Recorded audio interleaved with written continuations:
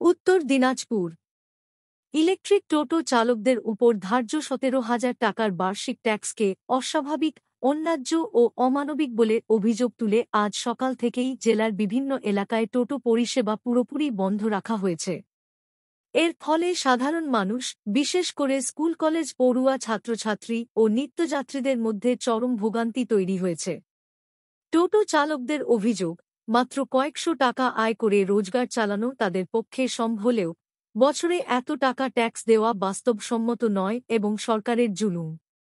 চালকদের বক্তব্য, যে গাড়ি দিয়ে নিজেদের পরিবার চালাই, সেই গাড়ির উপর ১৭,০০০ টাকার ট্যাক্স চাপিয়ে আমাদের পেটে লাথি মারা হচ্ছে। এটা অন্যায়।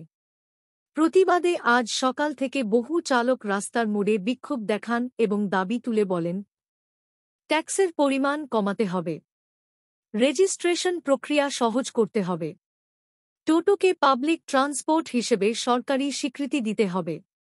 একজন বিক্ষুব্ধ চালকের কথায়, আমরা অসামাজিক নই, আমরা ট্যাক্স দিতে চাই, কিন্তু সাধ্যের মধ্যে। সরকার যদি আমাদের কথা না শোনে, আমরা অনির্দিষ্টকালের জন্য টোটো পরিষেবা বন্ধ রাখব। টোটোওয়ালারা তারা গরিব মানুষ, মেহনত করে তারা রোজগার করে, আজকে তাদের টোটো চালানোর বন্ধ করে দিচ্ছে।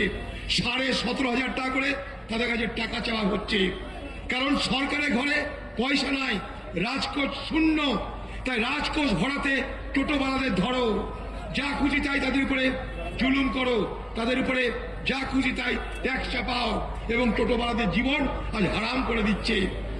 এইভাবে বাংলায় আজ গরিব মানুষ তৃণমূলের শোষণের শিকার হচ্ছে, ভুলে যাবেন না মানুষ। সেই জন্য এসআইআর তৃণমূলেরও লাভ, বিজেপিরও লাভ। এখানে টোটোওয়ালারা তারা গরিব মানুষ, মেহনত করে তারা রোজগার করে, আজকে তাদের টোটো চালানোর বন্ধ করে দিচ্ছে।